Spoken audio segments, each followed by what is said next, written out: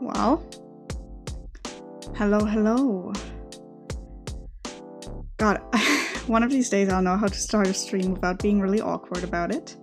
But I'm just gonna be doing random art doodles.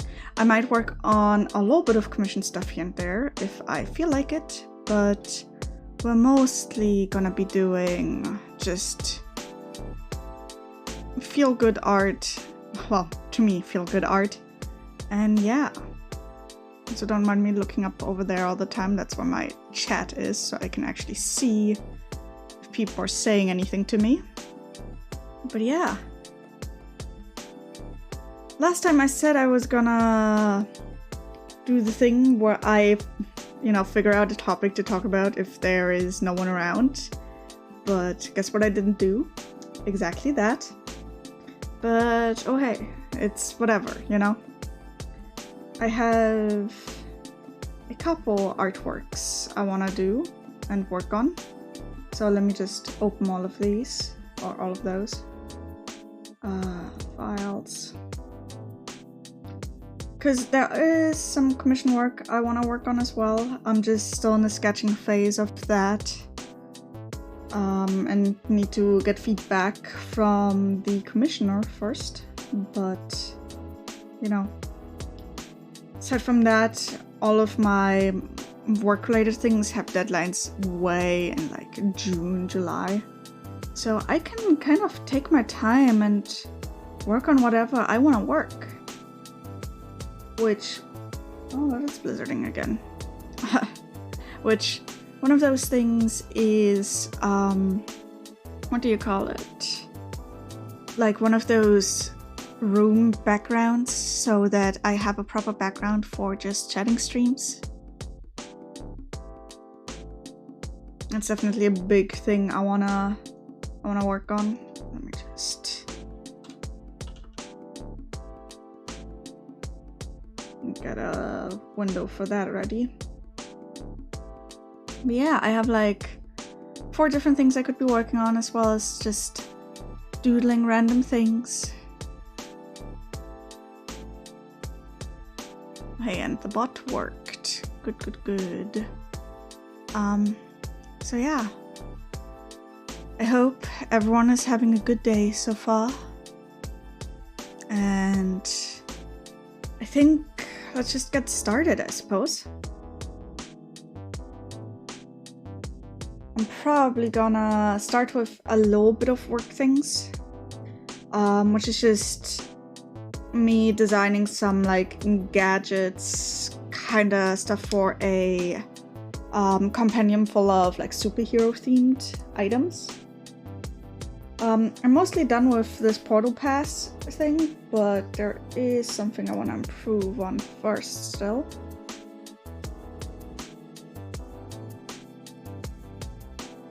I also want to do something else real quick. Okay, there we go.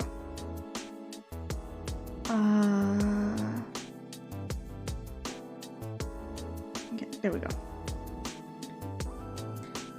Basically, this item was apparently used to just access any portals in this specific settings multiverse. What layer is that on? There we go. I just want to make sure that these aren't rounded, because that looks kind of weird if they are. And it feels more, how do you say it, more high-tech if I try to refrain from rounded edges in this. So I'm just gonna do that real quick. Maybe if I... Trying to figure out how to best go about this. Maybe if I do something like this and just follow these lines to get some sharp edges. Okay. There we go. Oh yeah, that looks way better. Okay, repeat the same thing up here. I also need to move my microphone just a little bit, so sorry about that. Because I have it just a tad too close to my tablet and I keep bumping it. And we don't like that.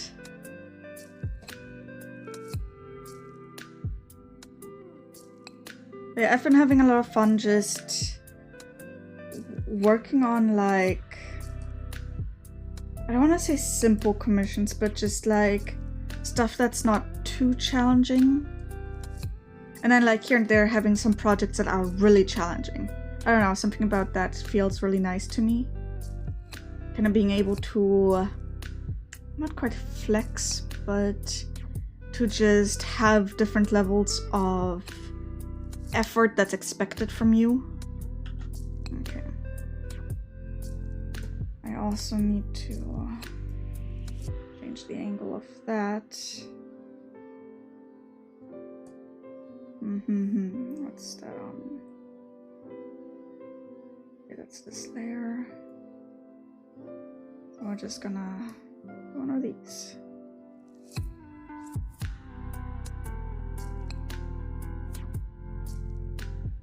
I think it looks better if it's if this is like a proper triangle.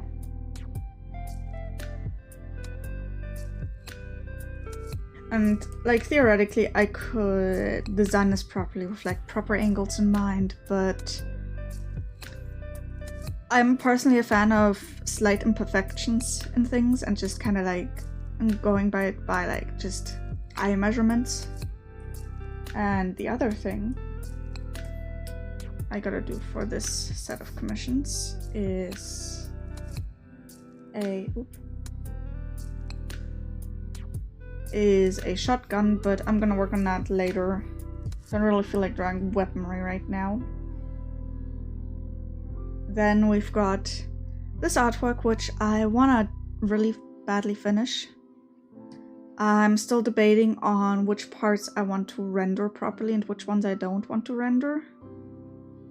Because I am a big fan of just like flat colors.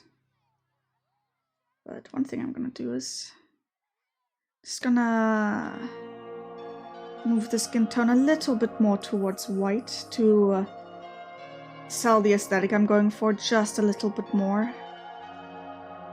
I keep forgetting what it's called, but it's like the...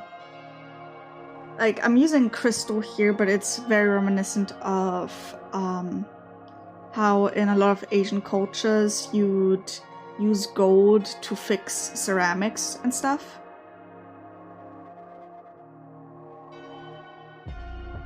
And then I'm just gonna resave that under a different name.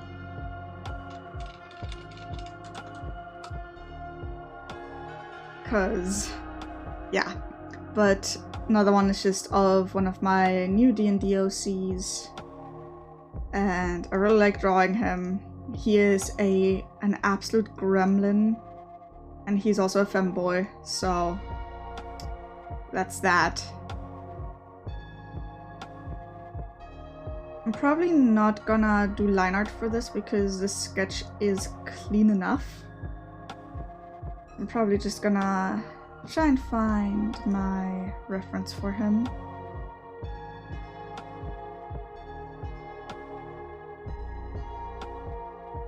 Which I have somewhere around here.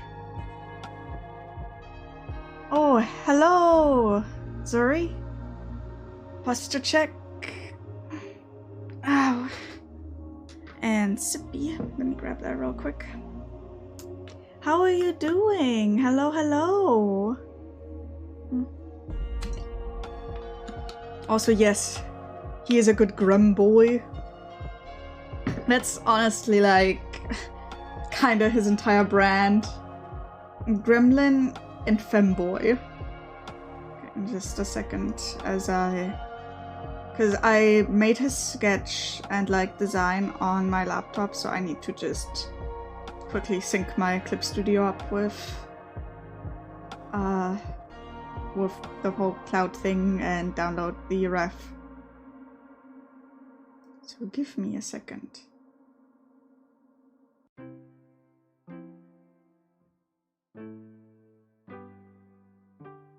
Alrighty.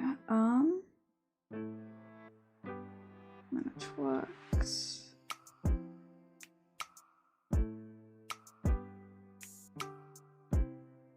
But yes, I hope you're having a good day so far.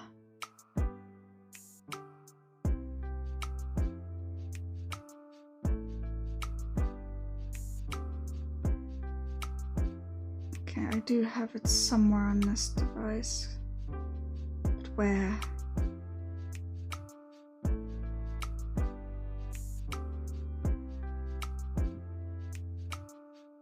Where is this reference sheet? Come on, Clip Studio. Don't disappoint me.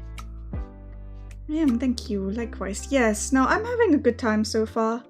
Just kinda vibing, taking it easy. Try not to, I guess, take things too seriously with my work and stuff.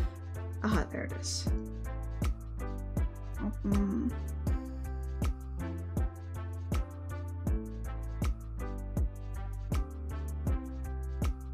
I really decided to go all out with this design, huh? Okay.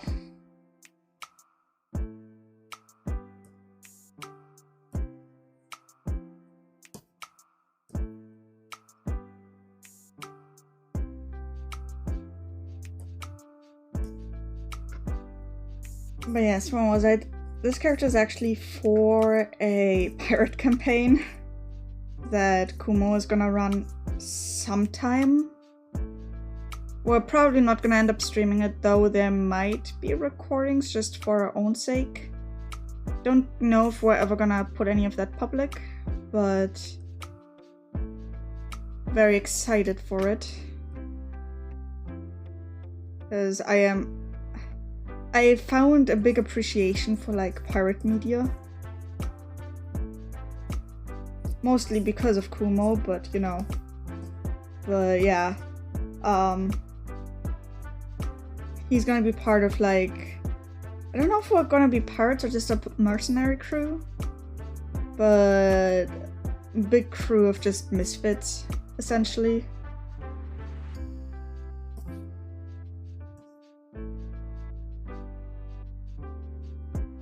And he definitely, like, that's the thing, he's not trans or anything, he just finds it very fun to confuse people by looking like a girl. Which, you know, good for him.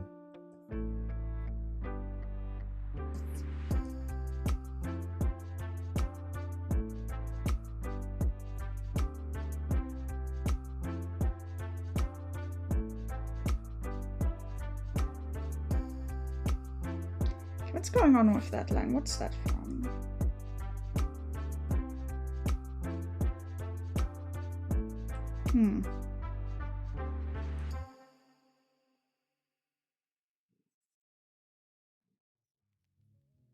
It was supposed to be for the hair, but it wouldn't really make sense.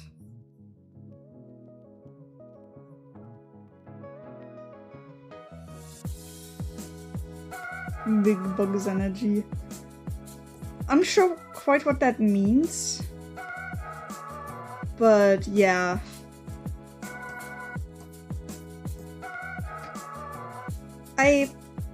I want to say that he's a good boy, but he really isn't.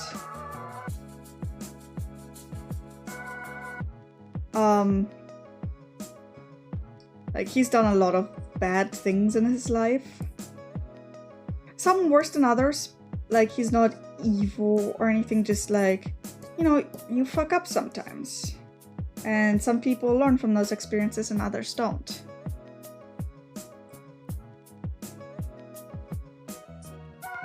And he's the kind of person who doesn't learn after the first fuck up. He needs a couple tries.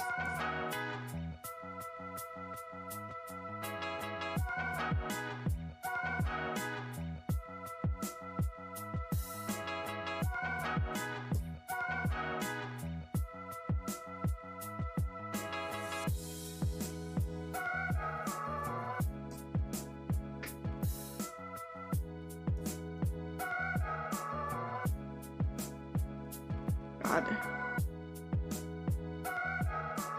God, I wish these lo-fi playlists had like what's it called? Timestamps, so I could just skip to the next song easily. Let's see.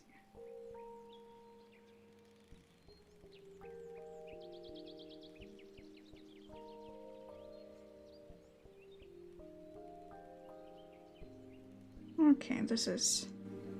I like this one and it has timestamps. Good stuff, good stuff.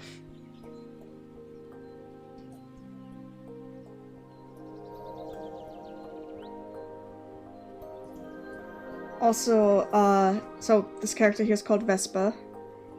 And Vesper also has like an entire thing going on with like, he really likes constellations, and due to him being a druid, I don't know what the like circle was called, but the one that actually has constellations. His like scars look like just like the void, essentially, like the stars. And I think that's pretty neat.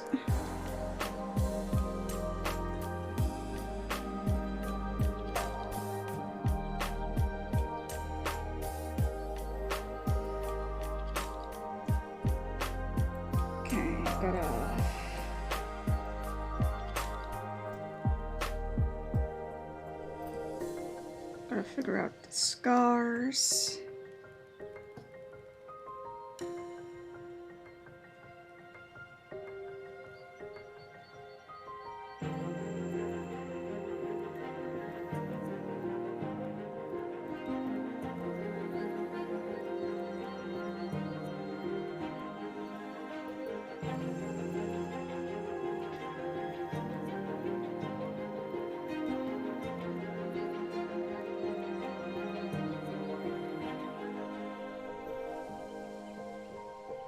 Yeah, this character is kind of an excuse for me to play someone who's a little bit more of a gremlin. Ooh, constellation stars like Fist of the North Star. Let me look that up real quick. You'd be surprised how not knowledgeable I am of media. Okay, let me just... Ooh, I have never heard of this.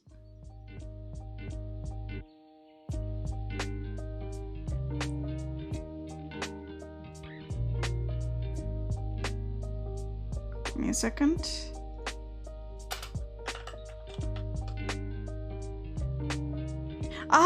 Not quite like that. It's more akin to like, okay. So in the reference here, you see those, oops. You see these scars here? Those are like burn scars he got as a kid.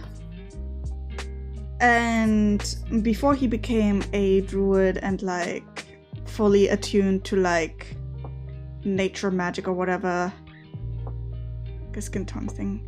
Kinda, yeah.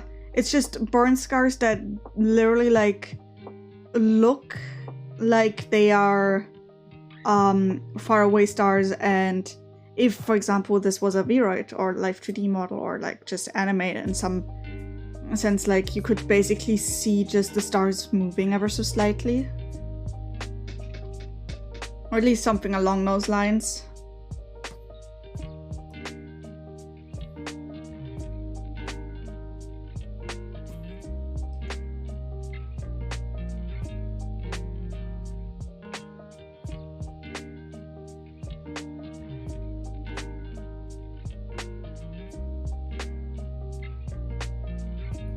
Though I might actually like reference actual constellations as well.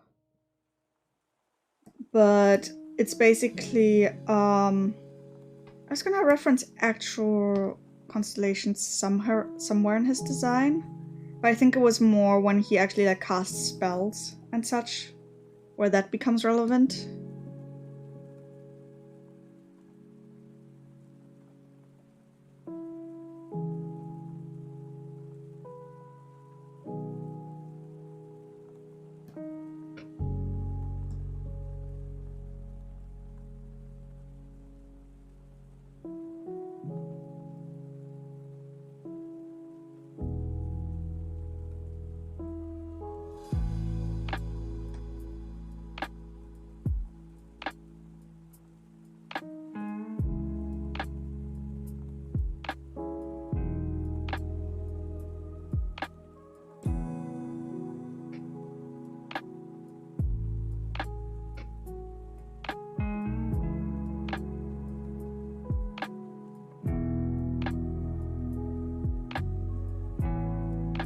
I also gotta make him look not quite as pretty. So I'm just gonna sketch them in like this. Yeah, something like that. I had an idea for it that I mentioned to Kumo, but I can't quite remember, so I'll find out whenever he wakes up. I'll just ask him later about it, but I think it'd be cool to just somehow incorporate like real constellations in some capacity.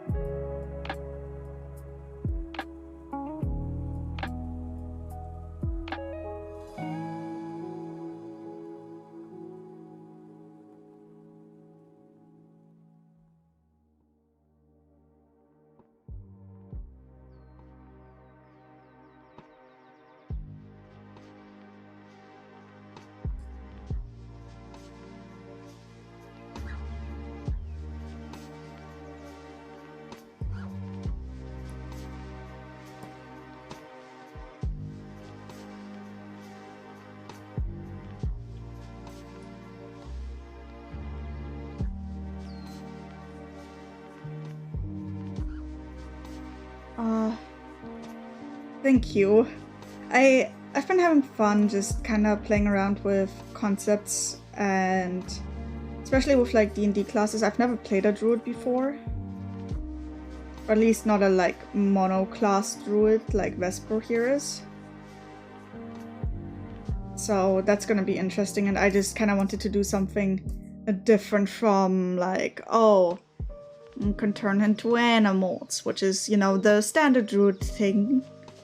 But I really like the subclasses that allow you to do something different. That allow you to just, I don't know what you would call it, but like, that just allow you to branch away from the turning into animals thing.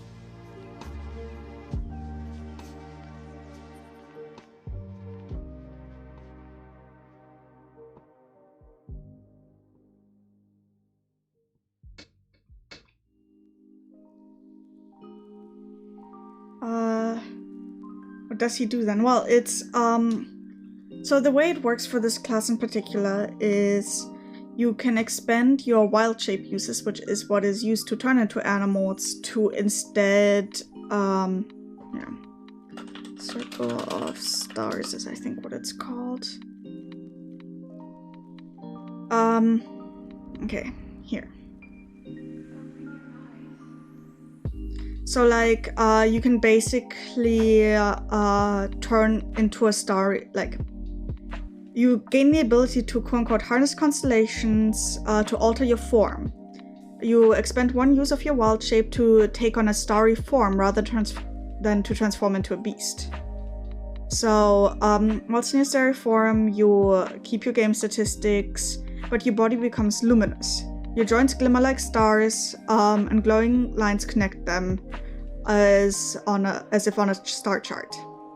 This form sheds bright light in a 10-foot radius and dim light for an additional 10 feet. The form lasts for 10 minutes. It ends early if you dismiss it, no action required, are incapacitated, die, or use this feature again. Whenever you assume your starry form, choose one of the following constellations. Your choice gives you certain benefits while in the form. So basically, the way I imagine it, at least for Vesper, let me just readjust. So since he has all of the stars, depending on the constellation he chooses, different stars start glowing. The rest of his body becomes like luminous and stuff. And then like he gets certain benefits depending on like which constellation it is. In the D&D games I'm usually in, especially the ones run by my friends, it's very common for us to have custom features or like items and stuff that expand on our current set of features. So Kumo is probably gonna end up giving me more constellations for my starry form. But kinda to summarize, what it does is, for example, Archer. The constellation of an archer appears on you. When you activate this form as a bonus action on your subsequent turns while it lasts, you can make a ranged spell attack, hurling a luminous arrow that targets one creature within 60 feet of you. On a hit, the attack deals radiant damage equal to 1d8 plus your wisdom modifier. Chalice. A constellation of a life-giving goblet appears on you. Whenever you cast a spell using a spell slot that restores hit points to a creature, you or another creature within 30 feet of you regain hit points equal to 1d8 plus your wisdom mod. So it's like, depending on what constellation you get, you basically get different enhancing effects instead of just turning into an animal. And like at later levels, this druid can also kind of divine a little bit, just like being able to tell whether the day is going to be a good or a bad one. That kind of stuff.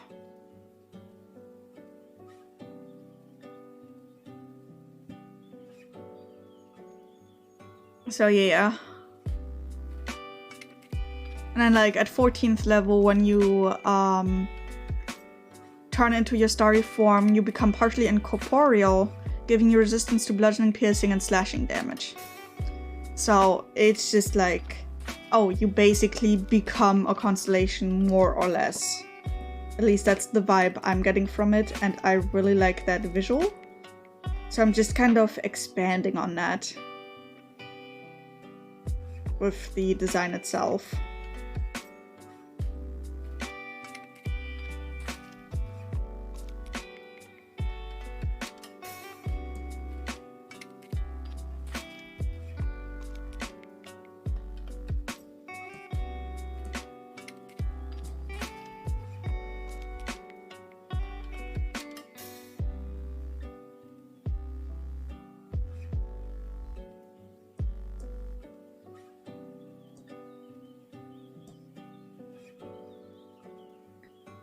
Yeah, it's a really interesting subclass, and I think it's from Tasha's Cauldron of Everything. Yes, okay, it's from Tasha's Cauldron of Everything, so one of the newer books, it's one of the newer ones. And I don't know, I just really like it, so I'm just very excited. You know how there's different constellations in the northern and southern? Yeah, I kind of want to do stuff based on that, and then because this is set in like obviously a fantasy universe, I know there's some custom constellations and like custom stars that Kumo has made. I kind of want stuff based off of that at some point. What if his stars change? If his pirate ship sailed across the equator or something? Ooh, yes. I'll definitely ask Kumo about that because I love that idea.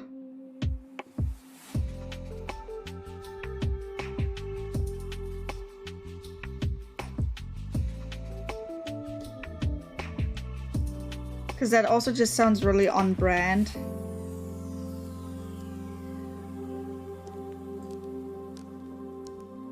Thank you for the suggestion. I appreciate it.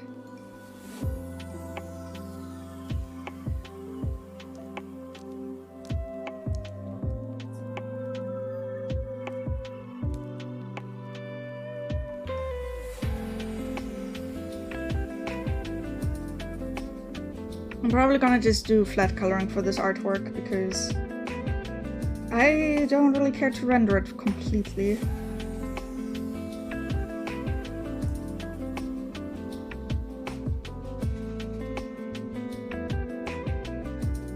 Because, like, I have to always do so much rendering for, like, commissions and stuff. It's really nice to just slappy some colors on something and call it done.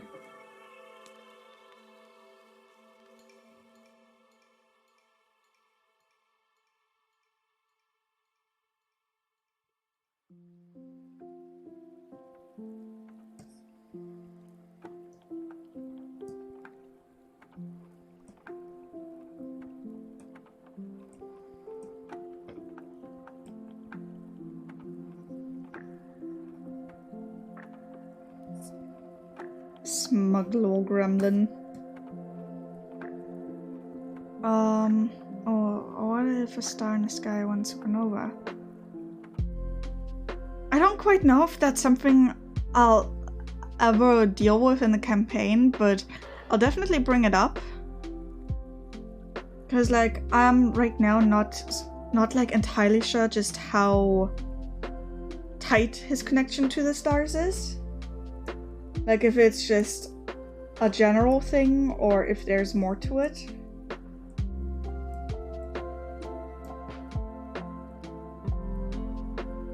But I will definitely bring it up because that sounds rad.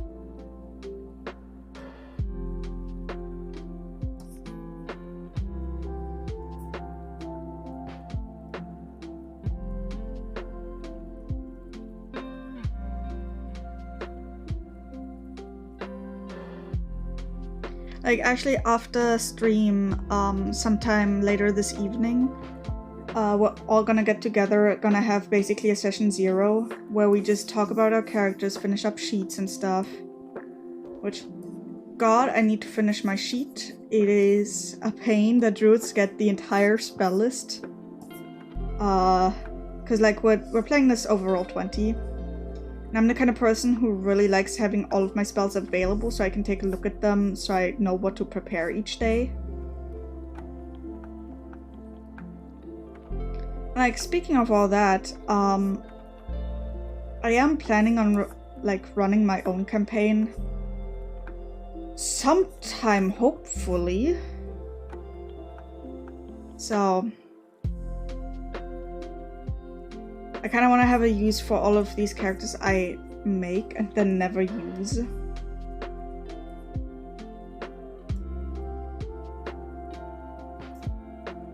I just need to finish up my Joys of Divine Casters. Yeah.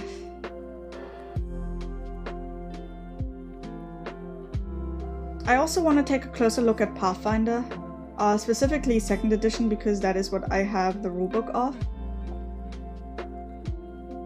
Because I think I'd like it, I just haven't had the chance to really like dive into it, take a look.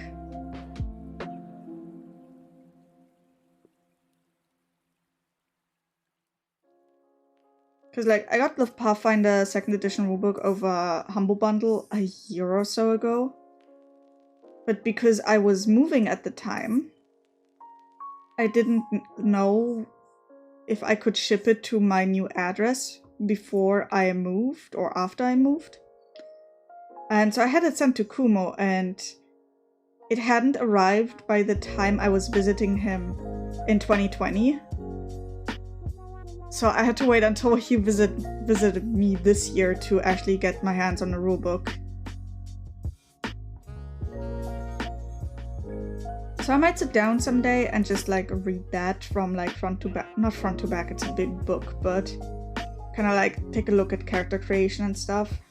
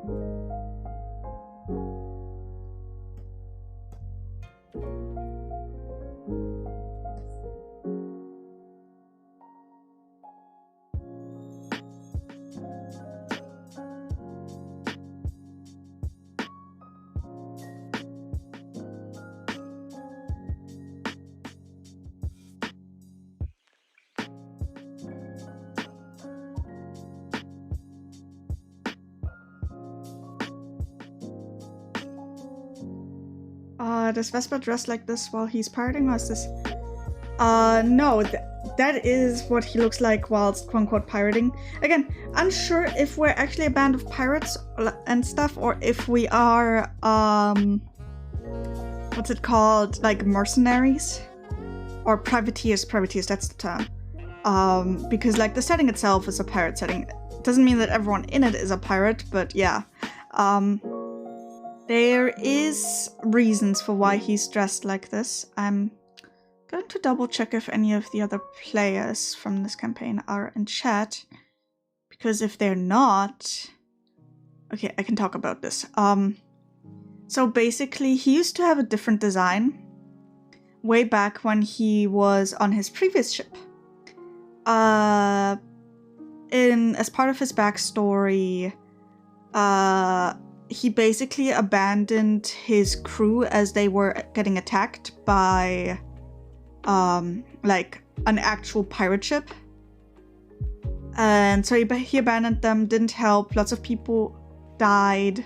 Hello, Rowan! And because he didn't wanna risk running into any of the people from his, like, previous crew again and getting recognized and stuff, he basically decides to disguise himself as a femboy slash girl to just not be recognized. Even though his scars are pretty recognizable, but it's just like, it's like one of those Clark Kent Superman situations where it's like, that's kind of sus, but I bet this is I'm sure this is yeah, this is a different person. Yeah, totally. So, yeah.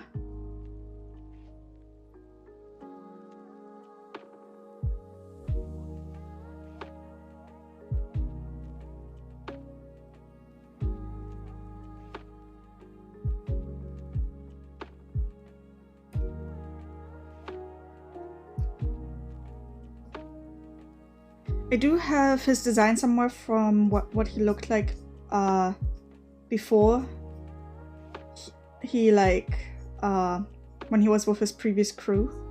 I'll open that up in a second.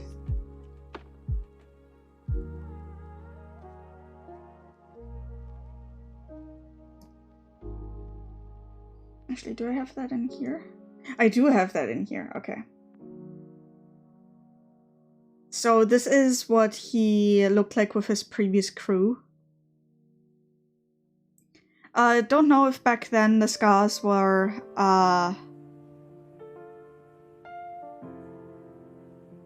yeah, kinda like that. Yeah, the guy I knew would never dress like that. Can't be him. Exactly.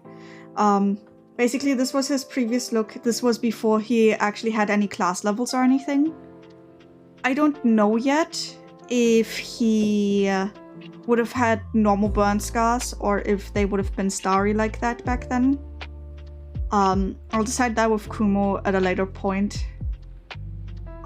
Because part of me thinks, oh, it would kind of make sense if his scars became starry as part of him becoming a Circle of Stars druid.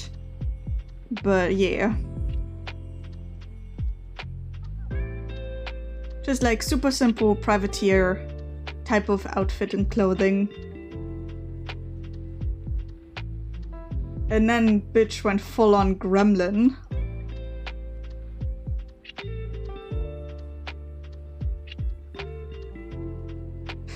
I love because I showed people, like, I was kind of like, haha, what if Vespa wore like standard masculine clothing, and everyone was just like, no, put him back into the dress, please, we're begging. So that was kind of a quite funny reaction from the group.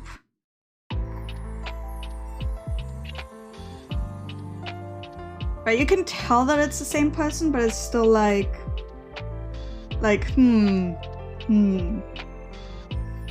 And like, he would have had that gradient in his hair previously as well. It's just I was too lazy to sketch that, to like do the coloring properly.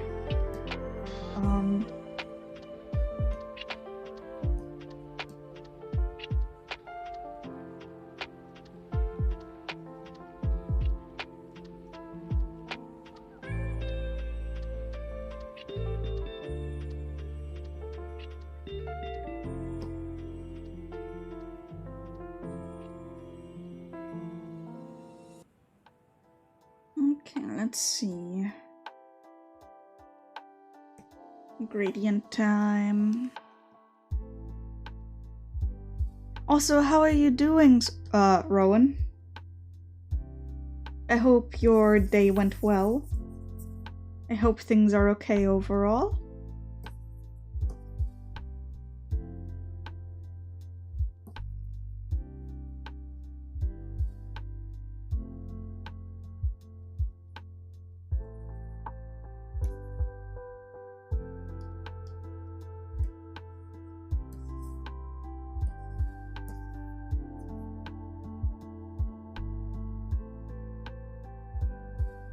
Okay. Oh shit, hi Cole. Hello, hello. Yeah, today was pretty good, thank you. Drink a bitch. My day has been fairly okay. I've been going back and forth between debating whether I should go outside to go grocery shopping, but considering that it's been blizzarding on and off, I just decided I'm just gonna do that tomorrow.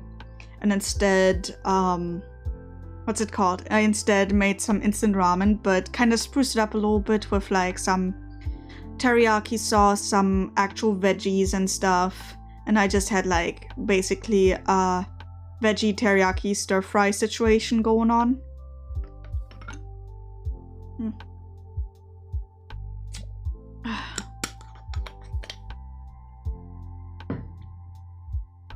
Yeah, stretchy. Yeah, I have leftovers still, so I don't need to worry about dinner either. I'm gonna break into my tip money and order food today. Oh, hell yeah! You deserve some food, my dude.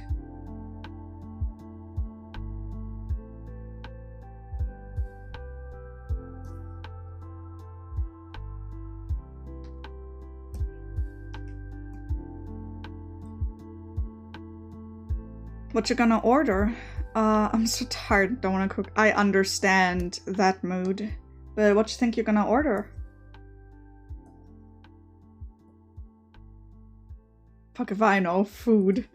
You know, fair enough. Glad to know that you're a man who knows what he wants. And what you want is food and sustenance.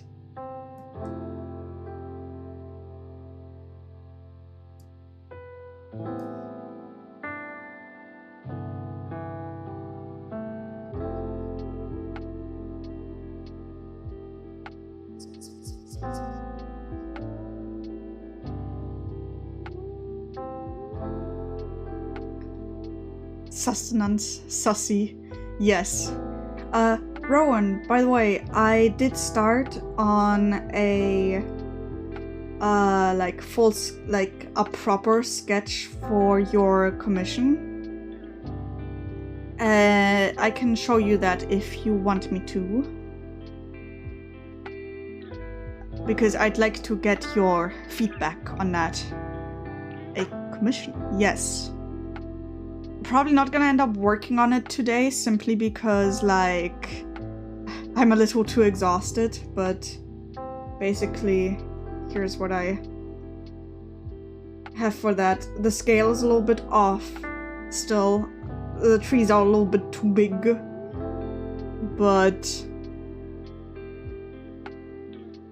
super rough sketch, like very foresty. I might go with something more action-y if you want me to. Oh, okay. You like it. Okay, cool. I'll just continue on with this then and refine it and keep you up to date on the background and all that. And one thing I'm gonna do for you, I'll keep the background separate so you can have a PNG of just like the background by itself, so you can reuse that at any point. And I'll get you just like a PNG of La Creatura, you know. And if I have the time and energy, I'll even see if I can divide up the background a little bit more, so you can have like the foreground separate, the midground separate, and the like background separate, in case you ever want to do like some very simple like motion graphics or something with it. Just because, like, you're a VTuber, and it might come in handy to have something like this just like properly divided into like, you know, fully rendered out layers that you can just kind of like mess around with and stuff. But yeah, that's gonna be that. I'll give you another update once I have actually finished the sketch and what's it called? Done just a little bit of like cleaning up of this. But yeah.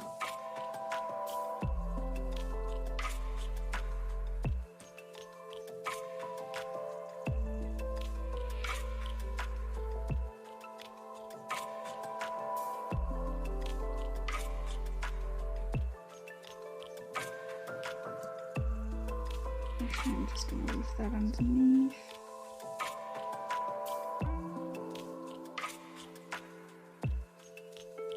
Tell me next time your commissions are open, Motti. Yeah, I technically have them open at all times, but it's like right now I would consider them closed, considering that I just took on a bunch of like book work for like royalties because I haven't gotten any like flat payment commissions in a while. I have a few things I need to mention. Listen, man. Having royalty work, at least in my case, pays off fairly well, considering that like I'm part of a bunch of projects, so I'm like just passively earning like 300 to 400 bucks a year, you know? Not a lot, but it's still an extra 300 bucks a year that I just earn passively. For like what's essentially doodles.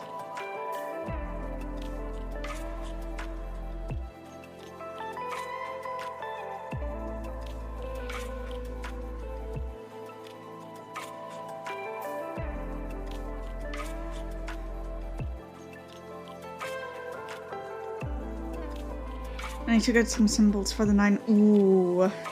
I do like symbol work. I don't have any rates for like iconography and like some stuff like that. I just kind of go by like, oh, my model just broke.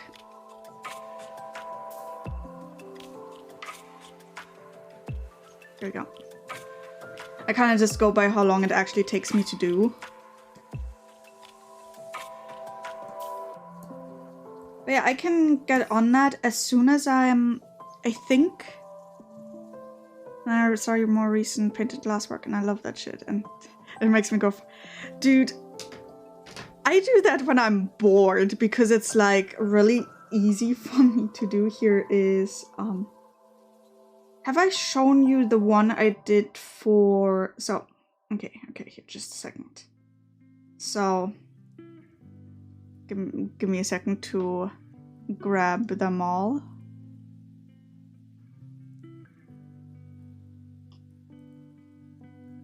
Like, I know you've seen this one, but I also did, like, this was like middle of the year last year. I did this one, and then I also did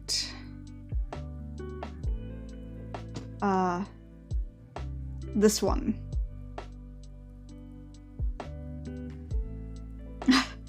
I need painted glasswork for each of the 9. Please, I'm literally begging. Okay. I can work with you on that. Yeah, I think out of like these 3, these 2,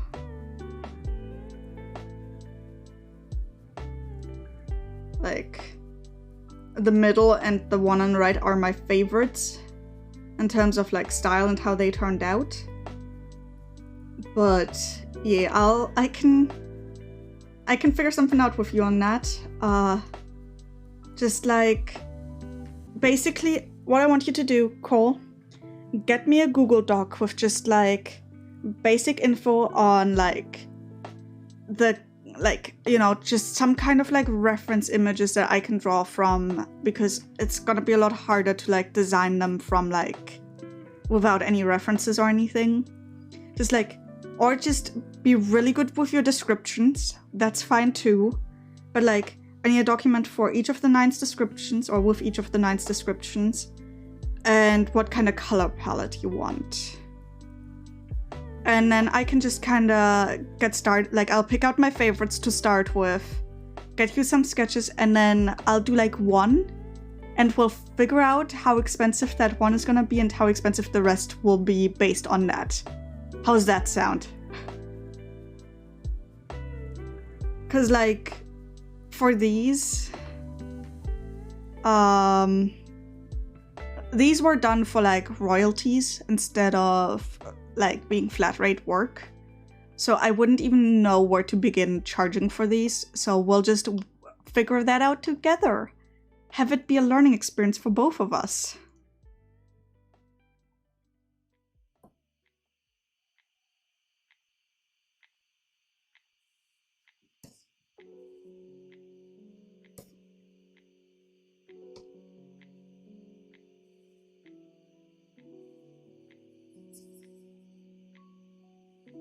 Put them down on a commission sheet and post on Twitter or something. I might. I've been, probably once I'm done with this next batch of, like, royalty commissions, I'm gonna figure out a commission sheet to put on Twitter, just to get some more, like, upfront commissions and stuff. People would go apeshit for these, by the way. Maybe. I'll consider it. I never thought that people would be interested in like the glass stained look, but like, man, I'm dying for it. I'm people. You're not fair. You are people. You're people and you're bugs.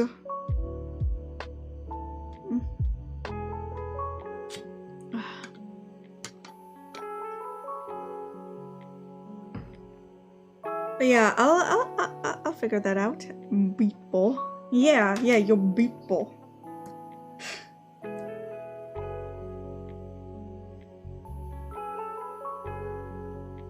A good couple hundo easy.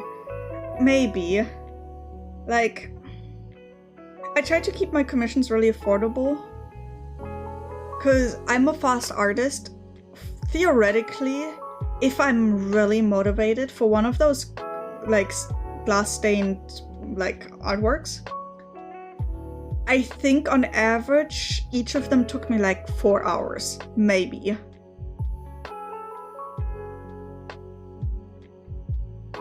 Like, I could hammer those out if I wanted to.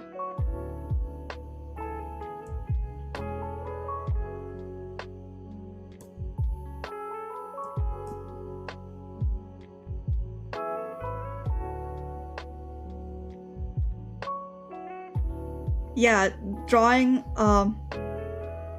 what now? Yeah, I'm a pretty fast artist. It's just, during streams, I get distracted a lot, so I'm a lot slower on stream. But like, let me grab you something real quick. Let me find it in my files. It was back in 2020, I think. Pictures, drawings.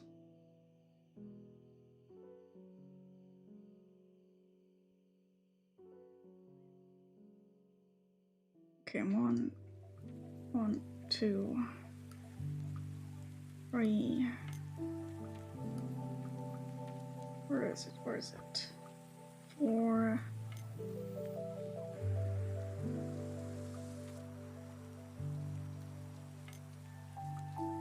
Where's the other ones? Where's my boy? I need to locate the boy. There he is. What am I missing? Okay, I think that's all of them. So, 1, 2. This set of images. Ages visibly, yeah. This set of images I drew in one evening. I think for the 6 of them, it took me maybe 8 hours. I think I had some weed that day and just kind of sat down and was just gone for 8 hours and then came back with like 6 artworks.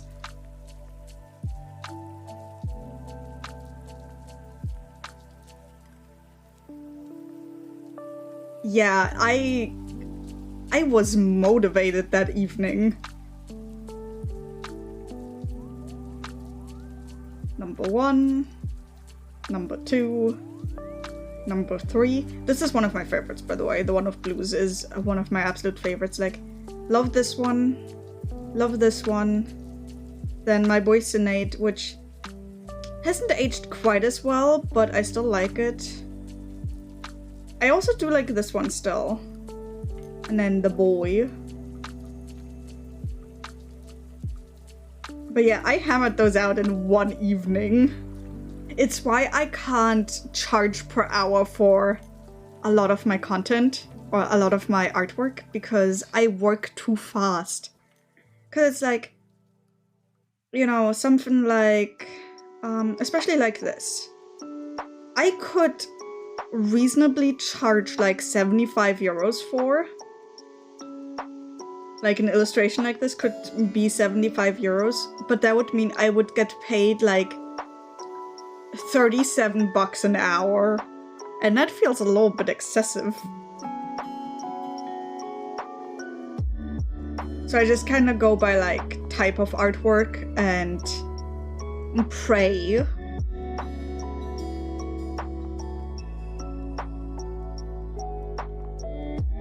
Just don't give it to them for a day or two. That's what I'm doing nowadays. I'm like, I have like a sketch finished, and I'm like, I could send it to them now, or I could wait until tomorrow and just like be like, oh yeah, here's the sketch, just so that it doesn't seem like I'm rushing things. But I'm not rushing things, I just draw fast.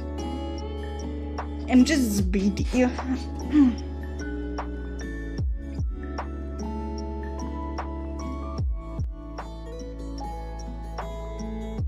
Like, fucking... To put it into perspective, where's the... This fucking cover! I did that in a day! Anyway, I gotta get on the bus. I gotta go. Bye, Cole. Have fun on the bus. Don't get lost. See ya. But yeah, this entire cover artwork I did in like a day.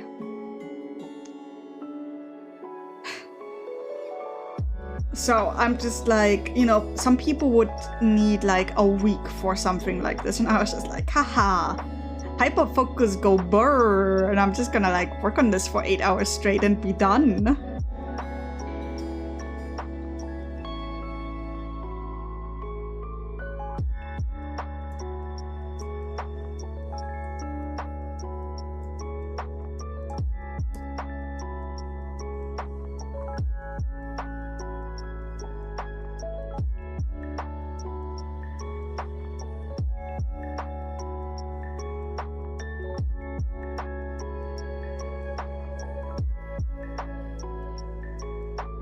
But yeah, I do also acknowledge that like the pace at which I work is not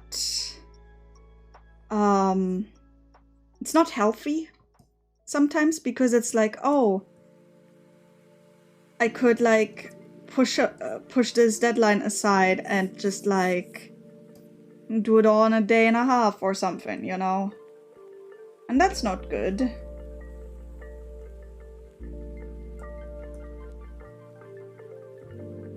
On the other hand, though, it does mean that if I have when I have productive days, they are very productive.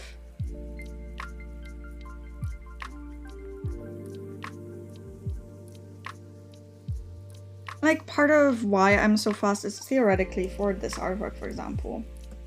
I could take some shortcuts, like using the fill bucket tool, but it doesn't quite work with this artwork because I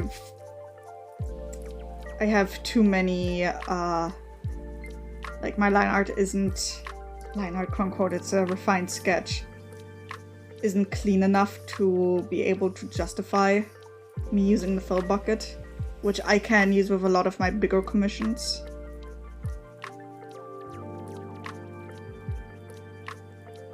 So I have to like meticulously trace around the edges, and then I can like go bucket this in.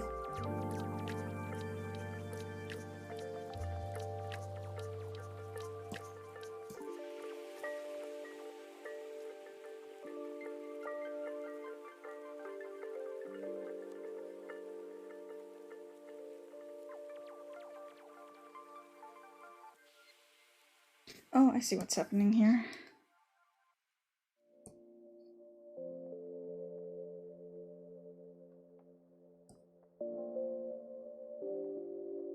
I knew something was off. Didn't actually finish coloring the hair.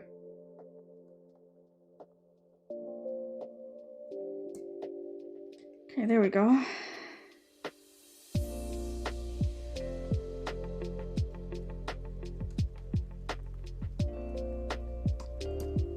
But a lot of doing art for me is, like, for me when I do art, is just knowing what shortcuts I can and cannot take.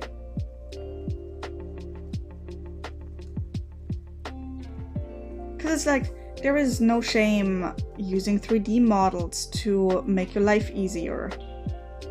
There's no shame in like photo bashing a background together, stuff like that. Obviously it depends on like what the commission is and what the purpose of the artwork is. For example, I try not to use photo bashing for backgrounds on like commissioned work, especially not commercially commissioned, like work that's gonna be commercial. At most, I will make sure that if I use any like backgrounds and like just like paint over them or whatever, that it's all royalty-free stuff, etc.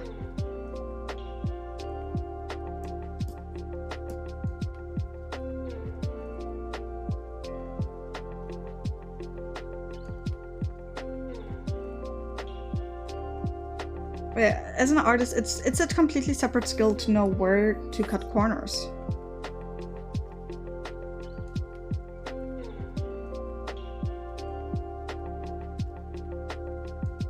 And like where you're allowed to kind of be a little bit messy. Which is honestly like my biggest skill, is knowing where and when my art can be messy. This is annoying. Okay, there we go.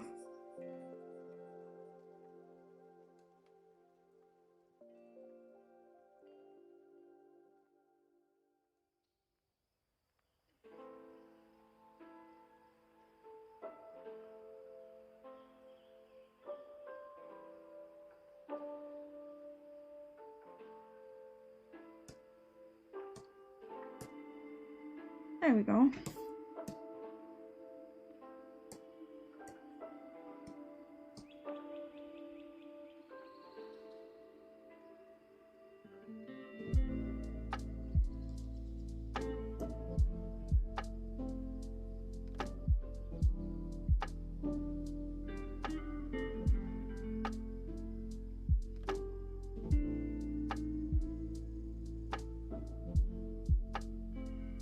I need to work on that, to be honest, get too caught up in minute details. Yeah, it's honestly, it's the reason why I stopped doing line art, because when I did line art, unless it's like for very specific artworks and styles, I get too lost in like, oh, the line art isn't perfect. And then like, I spend so much time on something that doesn't need me to spend a lot of time on.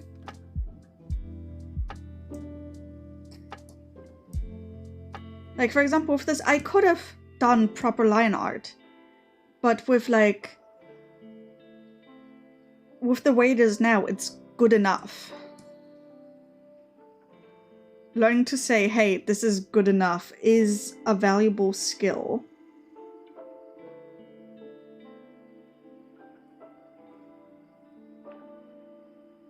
honestly, what I suggest doing for just like that kind of quote-unquote problem, we have evolved past the need for the line art. Yes, exactly. But honestly, what I suggest doing with that is just sketch something and just color your sketches. And then just call that done. Have that just be the finished artwork, just a colored sketch. Because that's the other thing, not every artwork needs to be a completely rendered out finished piece.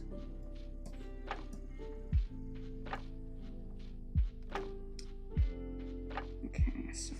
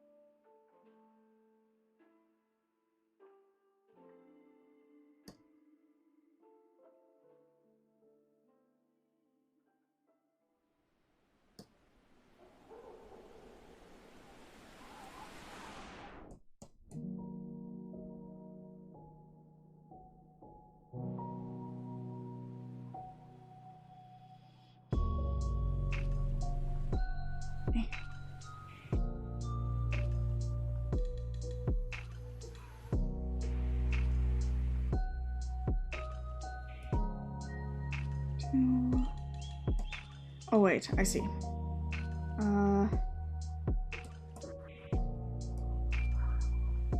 Don't need that.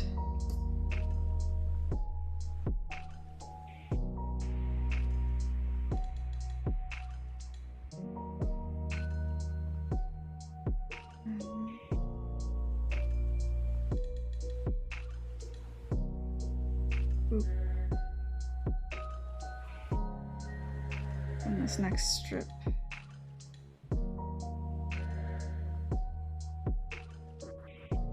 Fuck it, I'm sure this will work out.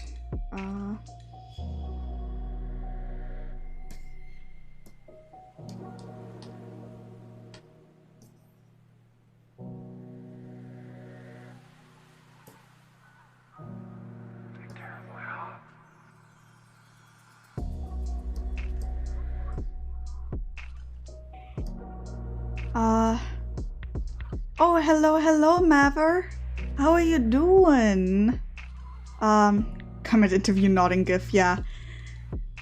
I don't know, a lot of people get way too stuck in just like really unnecessary details, and I hate phrasing it like that, but that's just kind of how it is. Okay, I need one thing I do need to do for this one though. Oop.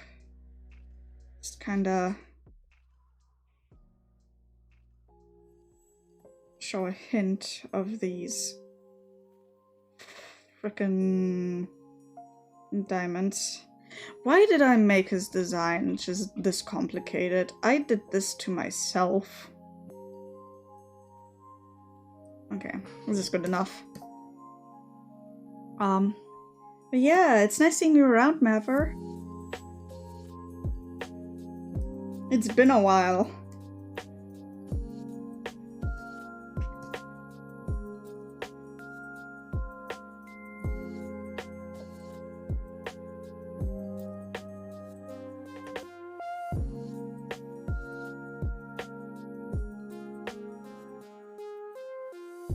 It's been a hot minute. Hope things have been... Yeah, I took a vacation over, like, December, and there was a lot of, like, things I had to figure out IRL. But we Gucci, and I'm just trying not to overwhelm myself nowadays, because that's what led me to, like, quote-unquote burnout previously. I just got too overwhelmed with, like, everything.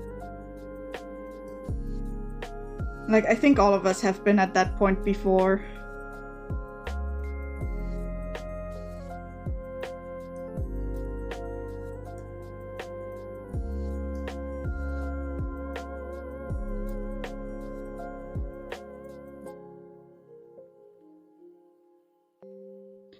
But yeah, it's just kind of nice to kind of get back into it.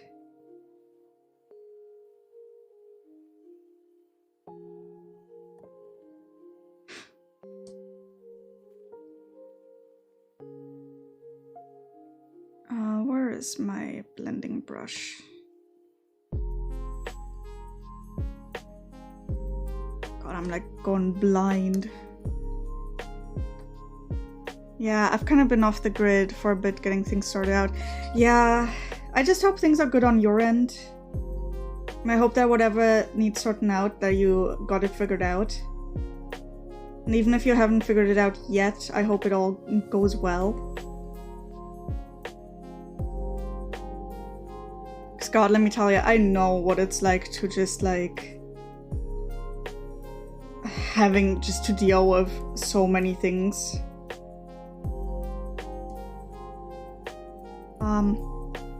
I'm working on it. Hey, you got it! I believe in you. Also, God, this character, and I'm saying this in the most endearing way possible, but this character fucking thought energies.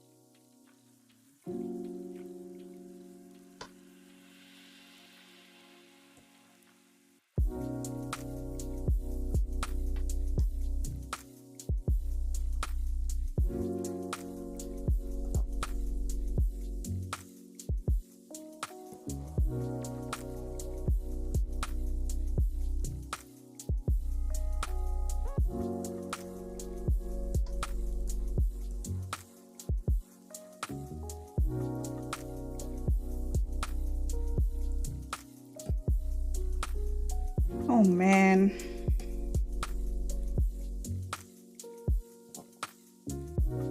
Wait a second.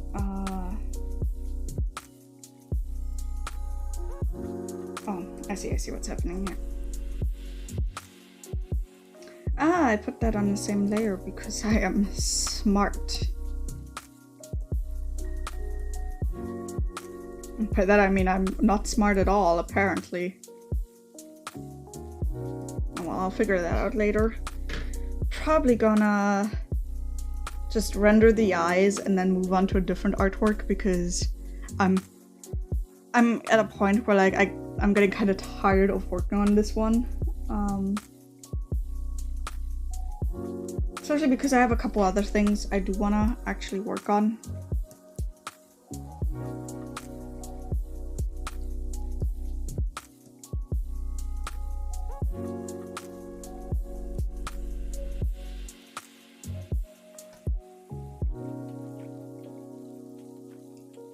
Looks like a tough pose, but I like the colors. It's a tough one. It's just... How do I phrase this? I've been kind of like just doodling on this on and off since like last night. Actually last morning. I started doodling this during a D&D session. I was just like, yeah, I can work on this during stream, but... I'm kind of like running out of motivation, which happens a lot with personal artworks. It's why I don't really upload a lot of art on Twitter, because I have a bunch of shit I work on, but most of it never gets past this like sketch phase.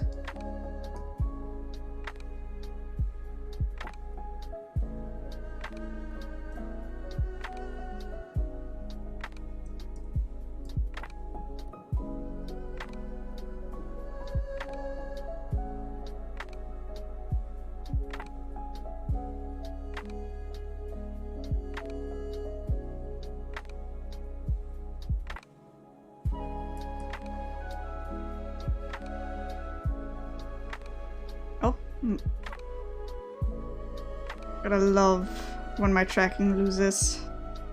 There we go. When my tracking breaks. Okay, there we go.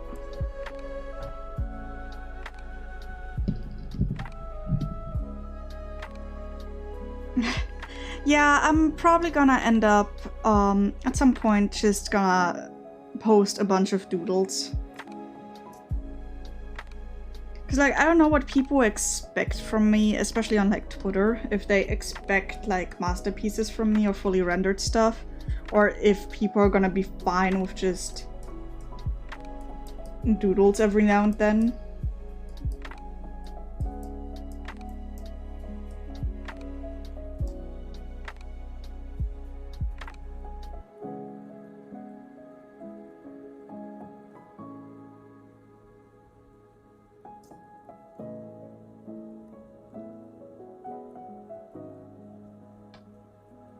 I mean, it's your Twitter. Yeah, but it's just like, I feel like I should try and stick to a brand or something.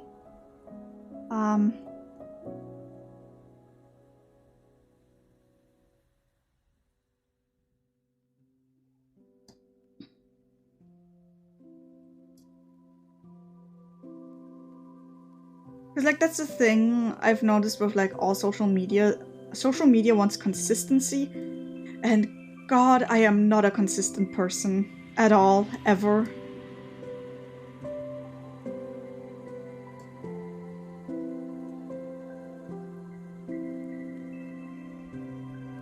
Just gonna sketch the background earlier. Just gonna put that down here.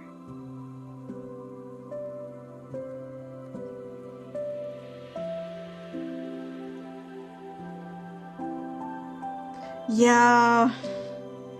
So I'm just like, man, I don't have consistency, y'all. Probably gonna end up posting this like this, and then maybe I'll finish it. Especially, it doesn't help that, especially on Twitter, sketches, whenever I post them, get so much more engagement than any, like, fully finished rendered piece. So I'm just like, well, what am I doing? The most consistent thing about my art is inconsistency. Sometimes inconsistency is the brand. Yeah, that's where I'm at a point. Twitter. Yeah, I feel like I should probably branch out to other social media, but it's so exhausting to post on social media.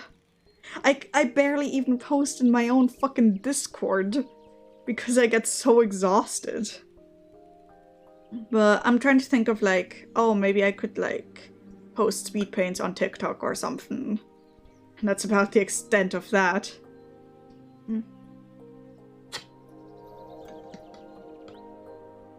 I never know what to post on there. Yeah, it's usually I'm like, haha, look at this, I made a new OC, and that's like half of my posts, and the other half is just me complaining about, like, the weather or my inability to decide what to eat. You know, adult things. I'm probably gonna, whilst I'm here, finish up the sketch for, like, the render of this gun, because fuck it.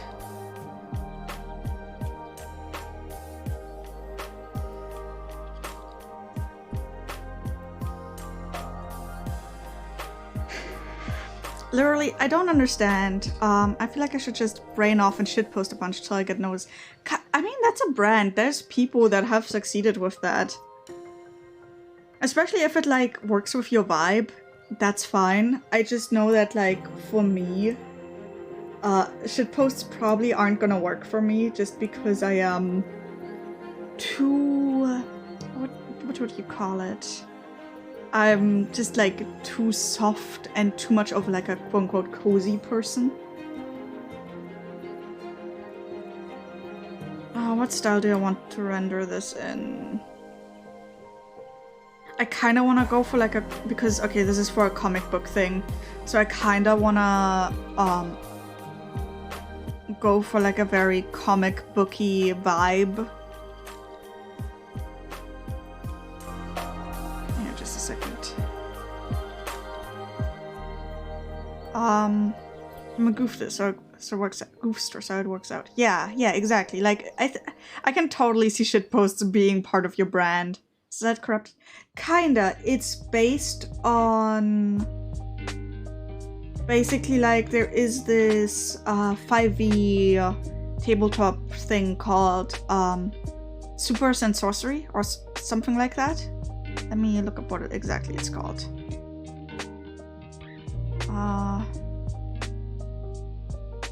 Okay, yes, it's Supers and Sorcery, which basically combines fantasy with, like, your standard DC Marvel superhero aesthetics. And it had a Kickstarter last year. I wasn't part of it, but I am part of some of the supplementary books. And this one is just for, like, a gadgets compendium. And so this is one of the, like, guns that you can get that's kind of affected by something. Unsure. I've not read too much into the actual, like, source book this is referencing, so I'm not entirely sure about some of the details, but yeah.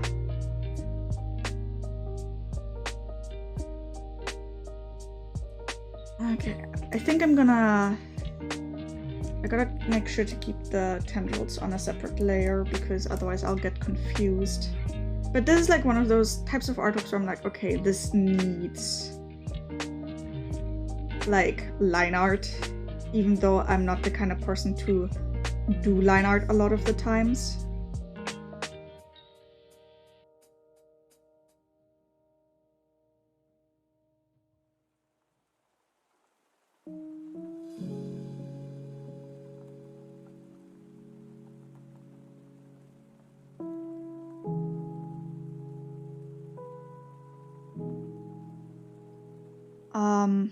Open to interpretation, yeah.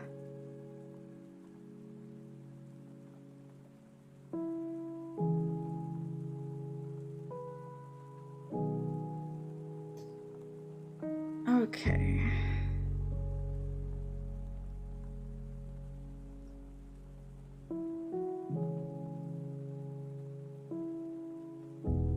Barrel 1. Let me just turn off all of the tendrils so I can actually see what I'm drawing. And those on there still. Okay, there we go.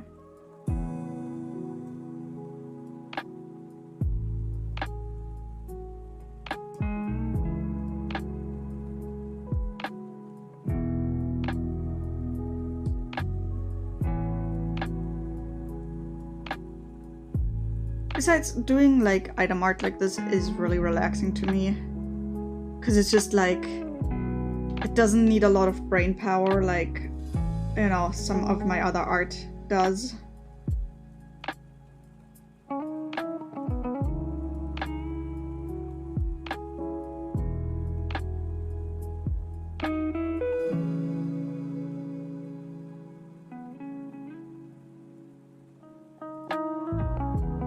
Though I never claimed I'm one to know how to draw weapons.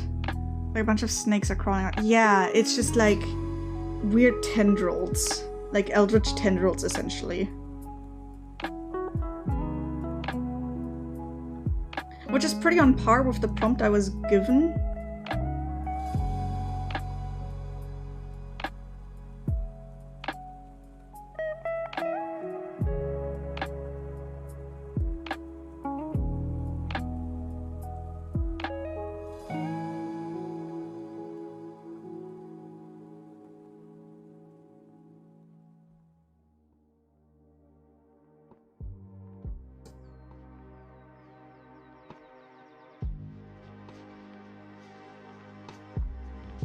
At least with stuff like this, I can kind of go hog wild. Because that's what I honestly really enjoy about tabletop RPG art. It's a lot of the times I get a lot of creative freedom, which is something I don't really get with like standard commissions. Because, you know, usually it's like people's OCs and stuff. I do not want to be shot by that.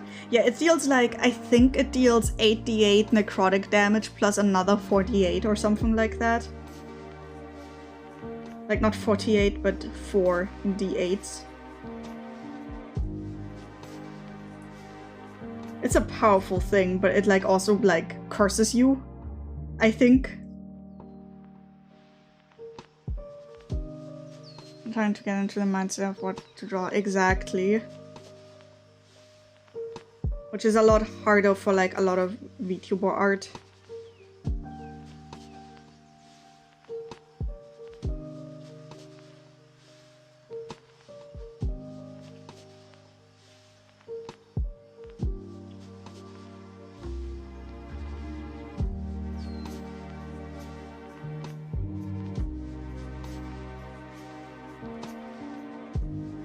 There we go.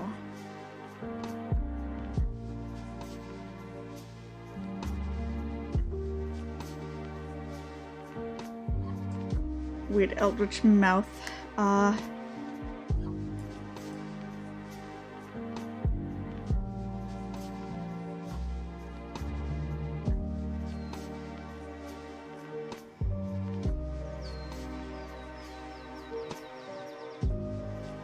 The dimensions don't fully add up, but that's fine. I'm gonna be drawing enough tendrils to for that to not be noticeable.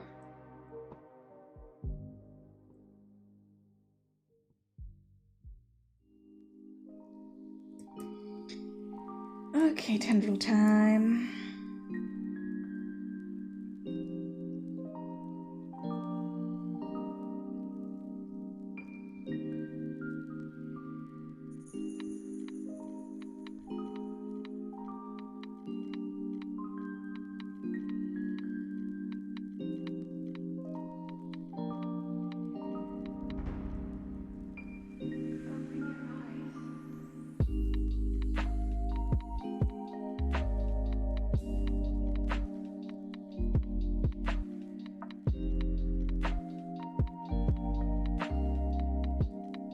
This is one of those parts where like it's really easy to kinda overdo it.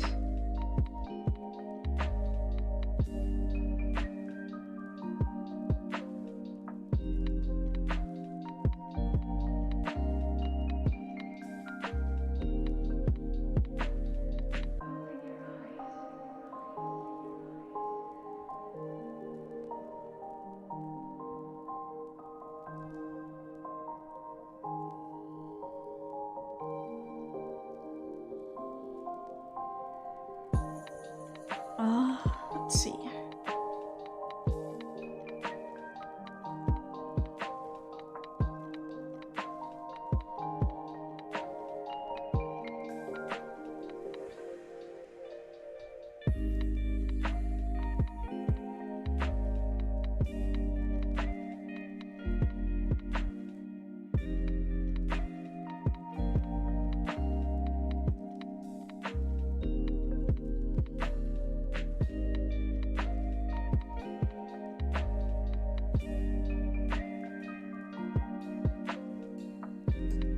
Just kind of keeping it simple in this regard.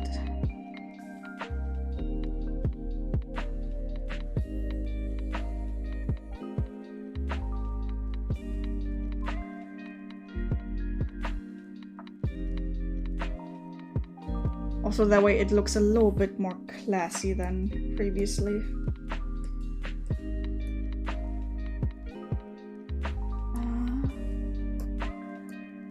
Next up is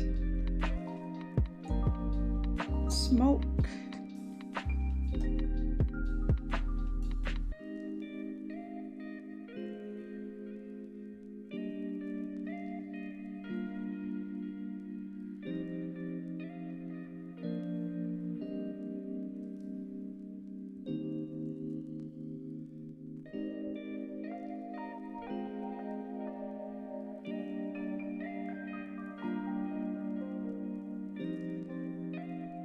Okay, there we go with that.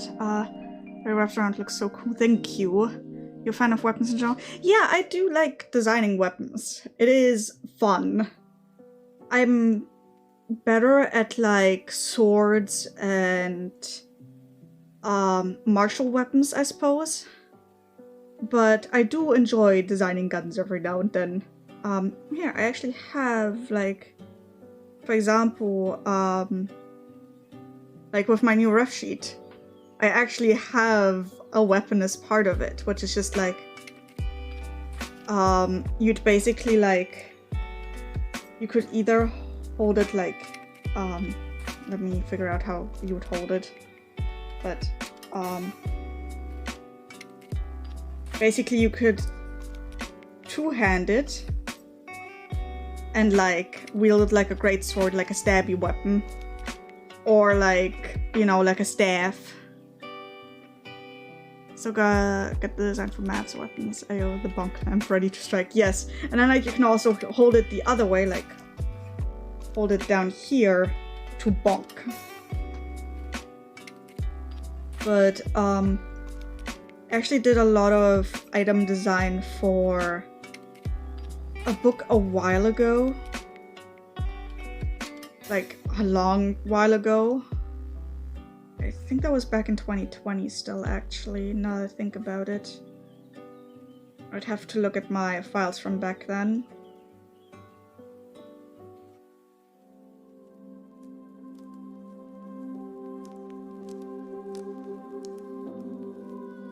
But here, for example, set of scimitars, one of my D&D characters wields. Then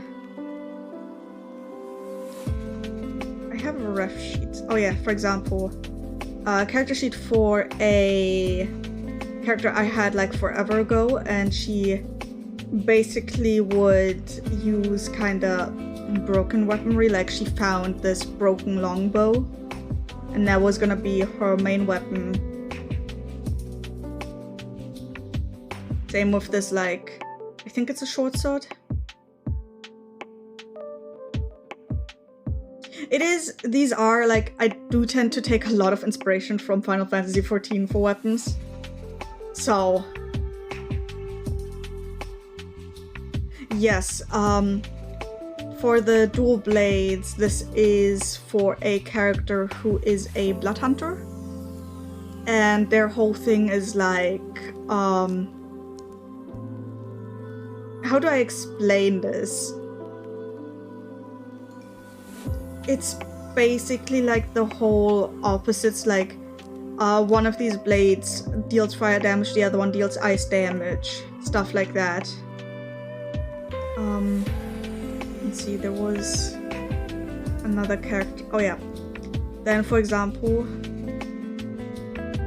just gonna wait for that to load.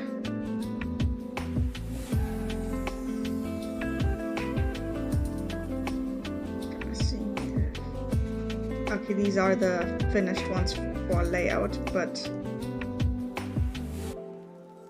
this is a circlet I designed for a book I put out for like a warlock subclass. And then this is a rapier I designed for that same subclass.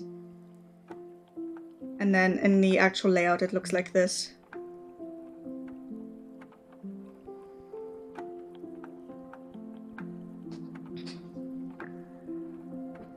So like, I do like weapon design. I'm better again at like just trinkets and things like swords. But it's fun stuff. It's very relaxing. Rapier said, yeah. Well, not quite rapier. I think I named it rapier in the final file, but unsure what exactly it is. It's basically like allows you to do some magic with it. I mean, it's more in terms of like a rapier the way like Weiss's sword and ruby's a rapier. Doesn't quite come to a point like, you know, IRL ones would do. but it's too thin to be like a fucking like short sword.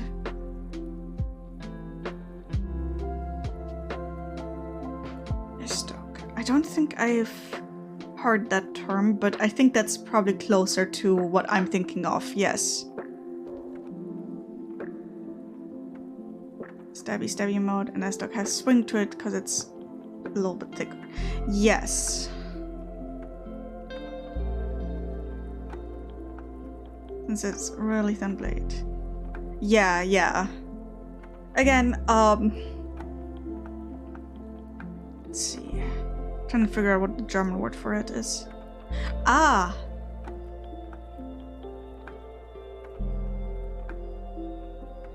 Okay. I played too much Dark Souls. Hey, no, it's fair, it's valid. I just went with like standard D&D terms. Because like, with stuff like this, I try to stick to D&D terms simply because like, people get very particular if you don't. But hey, I learned something new today and thank you for that.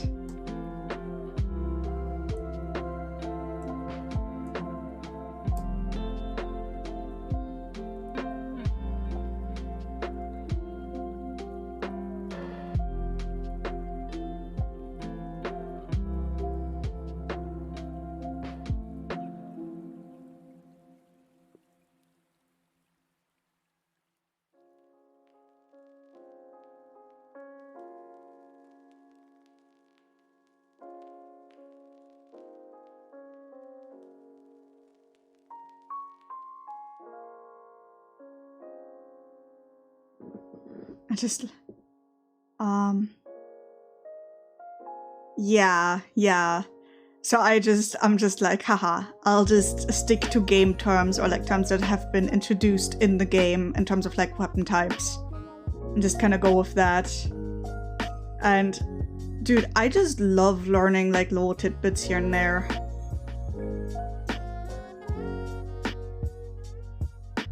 So like, I just really appreciate this.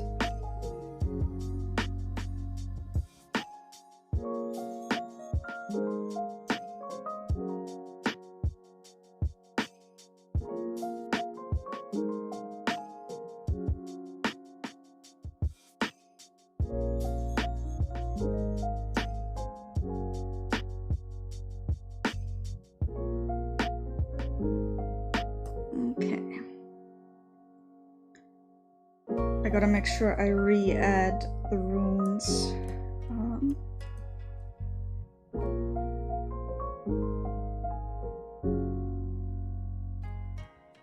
I'll probably do that at the end.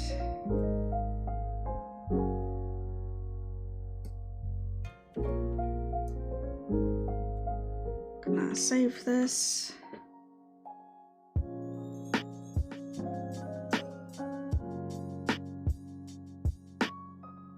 Okay, blackened warped metal. Gonna turn this layer off.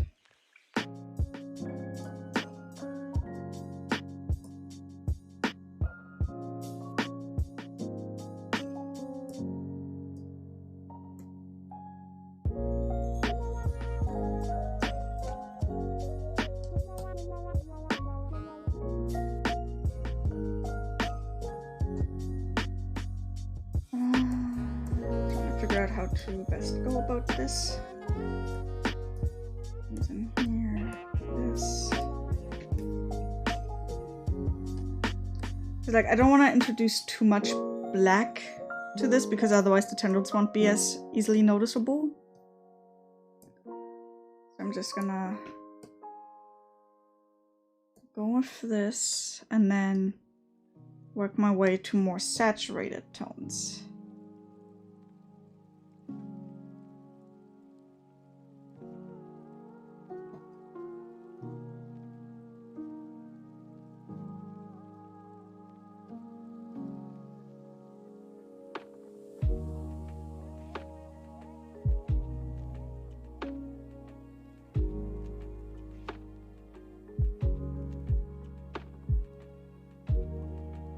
Because as long as it looks black or almost black, that's all that matters.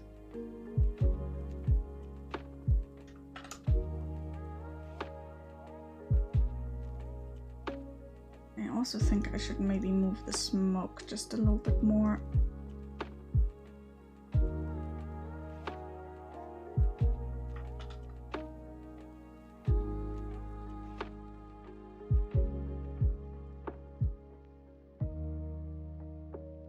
Maybe something like this.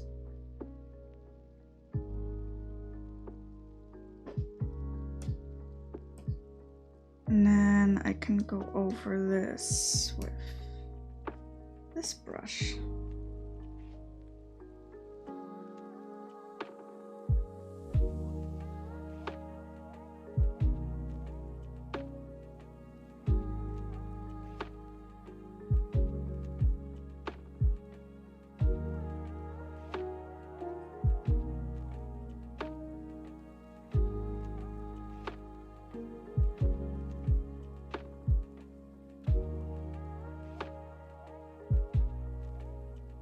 And one thing I like doing, especially with like dark metals like these, I'm just gonna like start zooming in a little bit. Just adding some random texture similar to like waves, I suppose.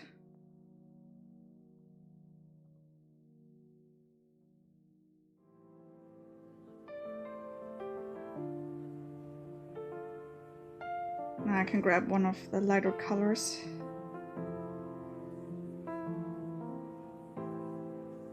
And follow the wave pattern.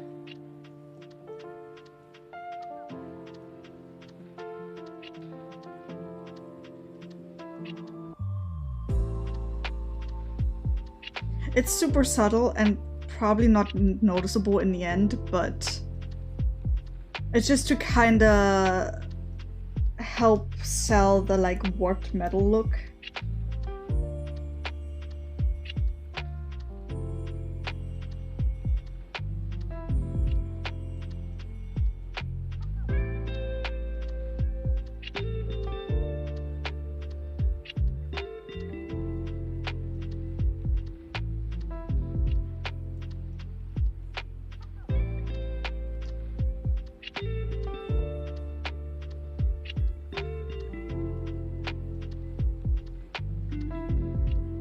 It also vaguely, like this particular texture reminds me vaguely of how some swords, when they're, God, I don't know the term, is it called tempered? Tempered blade.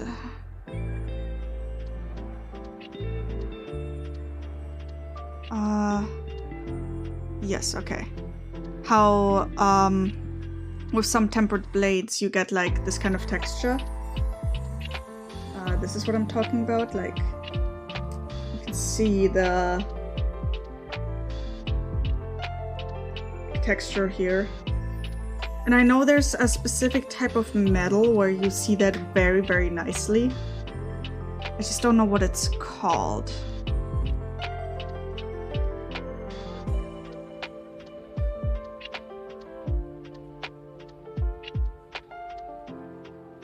That's from two different metals, I believe. Yeah, I know there is... God, I've seen it once. And it looked so rad.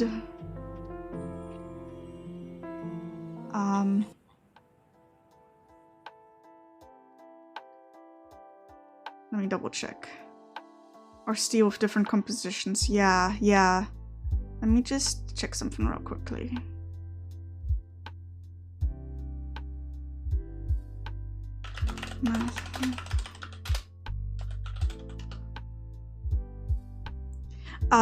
It's similar, like it reminds me a lot of how Damascus steel knives look. Here.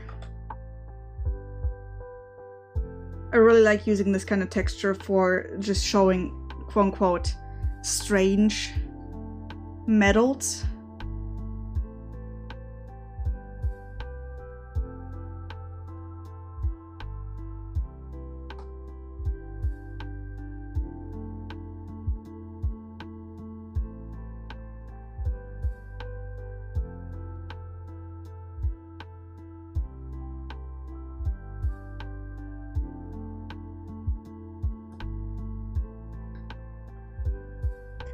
these back on. These are supposed to be somewhat purple, so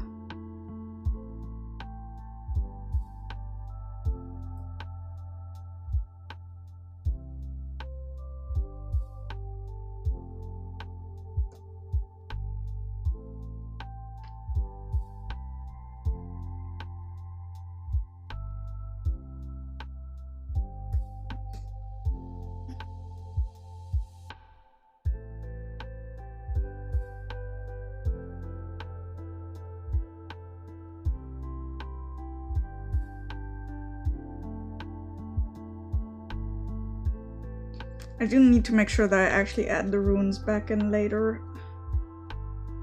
I definitely, for the end of this, need to make sure that I use more shades of purple, just to make the steel slightly more noticeable.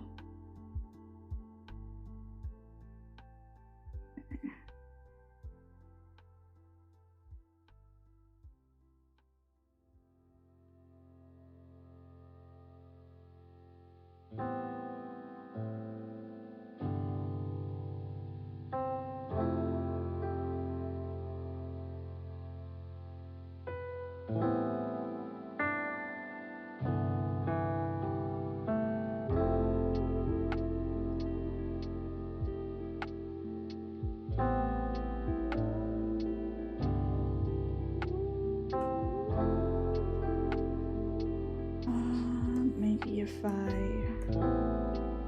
add like the tiniest bit of glow.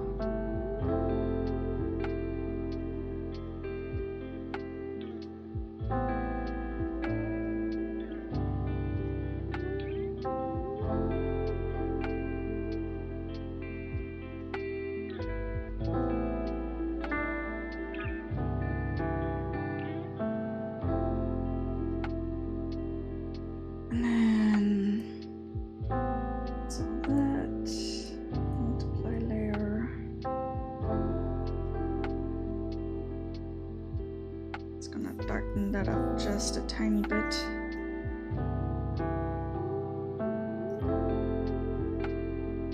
And add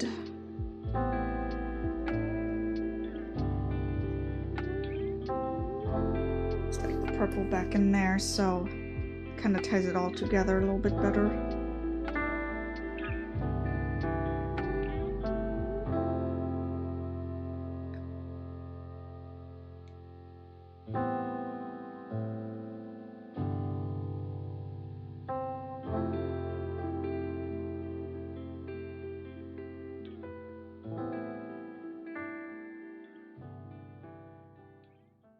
Alrighty, last up is the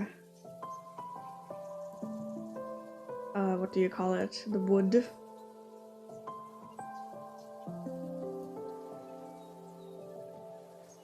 And then I just gotta re-add the runes.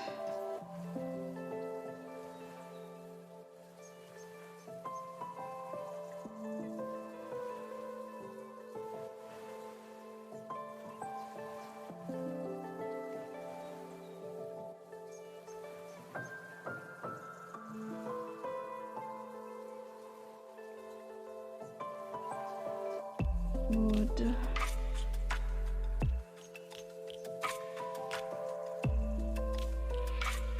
Doing some very simple shading.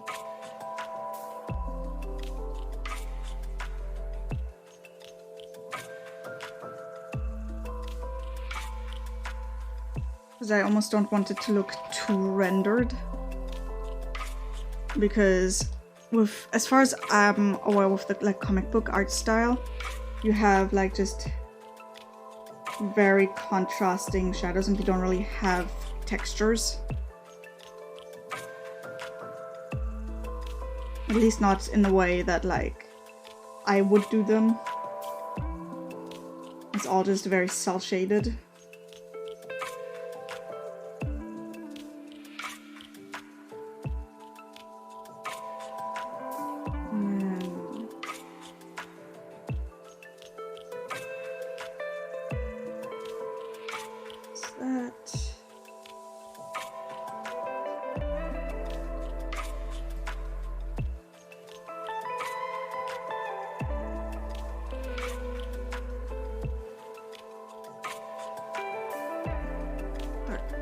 Smoking shadow.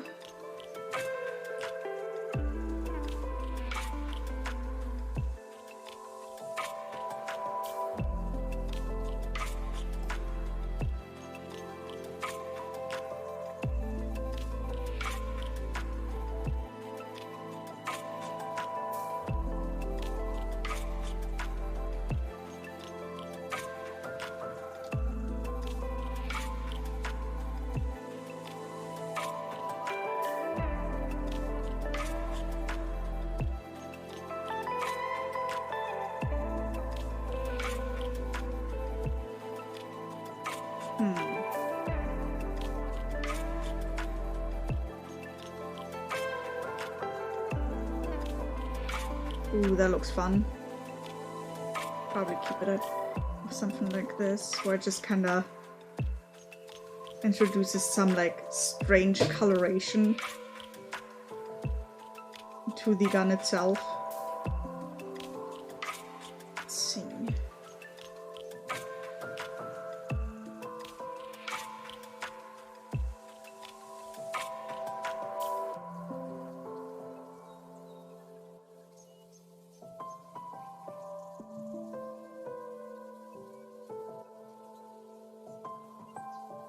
Okay, what else can I do with this? I'll probably give this to my project lead in a second to just like ask what else they want me to do. Though, real quick, just gonna adjust the colors a little bit. Because God, I am a fan of big boy contrast.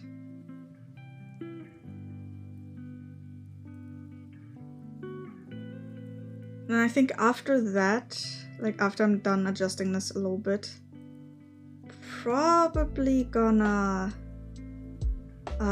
call stream here. It was just a short one. Almost 2 hours actually.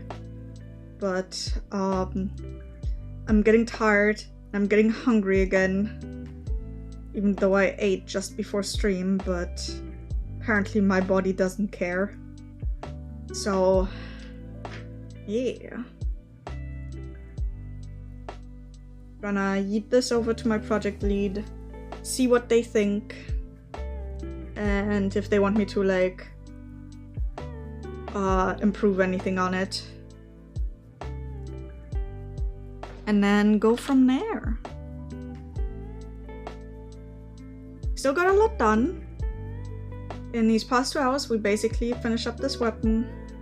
We've done the flat coloring for this little gremlin. And yeah. We need to finish this one someday. Didn't actually end up working on this, but I'll finish it someday, I swear. But yeah, I'm just glad people stuck around a little bit, just kinda hung out. I really appreciate it. And I'll probably, maybe if I have the energy, stream again on Sunday. Who knows? And like, it also depends on like if I get stuck with more work.